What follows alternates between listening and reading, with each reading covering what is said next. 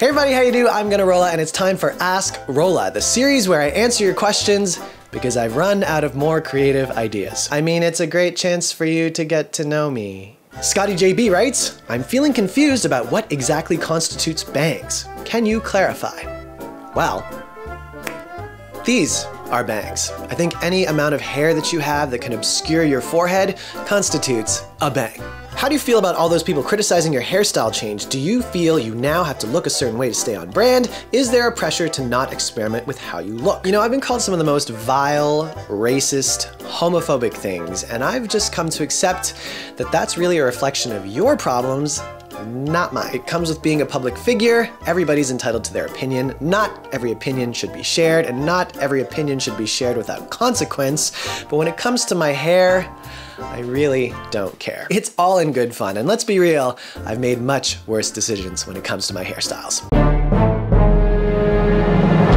Are you dating anyone? And if not, why not? Thanks for your question, Kirby Davis. Angry Nebula wants to know my favorite item of clothing that I currently own. I would have to say it's this t-shirt that we got from Gap in Tokyo. I always thought it was a little strange because it had this gigantic neck hole, but I brought it on my most recent trip to Vietnam because it was pretty thin and it was actually made in Vietnam. Now, because I am a master of making something out of nothing, I realized that the gigantic neck hole could actually fit an entire arm. And so a fashion movement was born. Now that's a lyric, but make it fashion.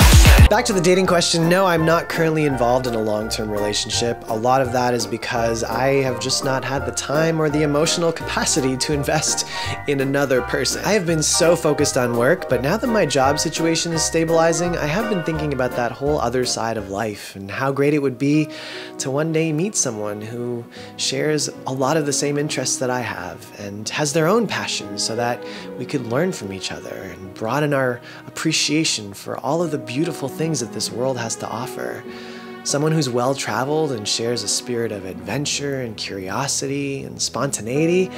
Someone to share my amazing experiences with, but who isn't afraid to do their own thing and be independent. Someone who's funny and intelligent and really hot.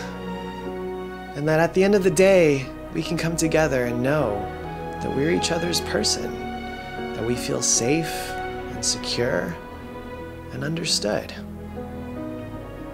And then I think about how to be in a relationship, you really need to be your own person and know what you contribute. I barely know what to contribute to a potluck dinner. Fruit tray? Yeah, I gotta spend some time figuring out who I am and what I want. And then I will be ready to vomit that up on somebody else. How do you make something so simple into something iconic like make it fashion? And that's how I learned what love is. Let's face it, I'm the catchphrase king. À la prochaine. I think it's partly because I'm a pop music writer, so I think in hooks, but also I just love absurd, ridiculous things and beating them into the ground. I'm not consistent with many things, but I can be consistent when it comes to my catchphrases. Scott Smith asks, what's it like to be such an international sex icon?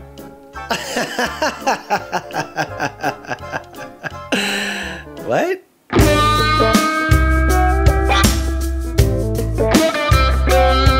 I don't know what you're talking about, but thank you. Please share how you went from friendly classmate to thirst trap. All right, listen, I'm still a friendly classmate. I'm just a friendly classmate that had a semester abroad. And, you know, I've just learned my angles. I've learned how to look at the camera in a certain way and, you know, exploit features of my physical presence to get your attention. Let me tell you something. Growing up, the only Asians that I saw in the media were nerds, newscasters, Bruce Lee and Jackie Chan, or horrific, racist caricatures. Where were the sexy, thirst-trapping Asians? Tila Tequila can't be the only one. There is very little diversity in the travel space, and as one of the few prominent Asian creators, I feel like it's my responsibility to do what I gotta do to get some clicks around here. And you know, I don't think I go as far as some other people do. Yet. Hands down favorite hotel experience. My favorite hotel is any W hotel, but specifically the ones in Hong Kong and Taipei. I think those are the best ones that I've been to so far. My favorite experience, though, would have to be in Seoul. And we actually stayed at the worst hotel, and that trip as a whole was very challenging. But there was one moment where Michaela, Brad, and I were just singing songs and enjoying our time together. And that's kind of the vision that I have when I think of group travel.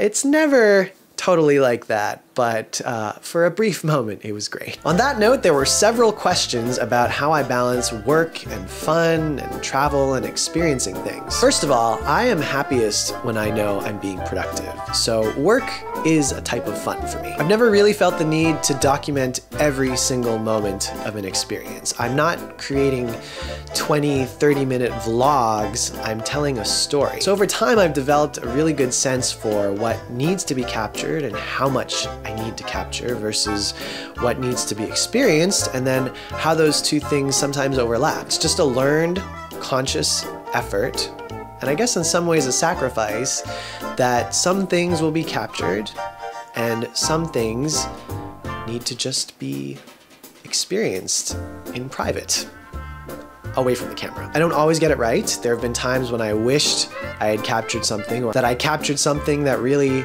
did not need to be captured. But at the end of the day, it all comes back to my storytelling ability. The audience is only gonna know what I share with them. It's just something that you learn by doing, and sometimes being called out by the people around you. How do you balance showing the good/bad of a place in content while remaining honest?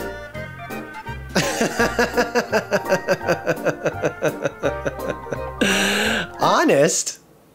What does that word means? All right, this is a line that I wish more people, creators, would navigate responsibly. A lot of my content is produced in collaboration with a tourism board or a business, so obviously when someone invites you into their home, you don't want to tell them to their face that their home smelled weird. At the same time, when someone invites you to their home, they're gonna do what they can to disguise those strange odors. So I can really only be honest about the things that are presented to me, and usually the things that are presented to me are great. Come to think of it, I have not really had a bad experience with a business or a destination. If I've had any kind of drama, it's because of the people I was traveling with. And those stories do not need to be shared because those are real people who watch my content and who I care about. So I wouldn't want to throw them under the bus. That being said, I feel like the opinions and the reactions that I give you are genuine. I don't go out of my way to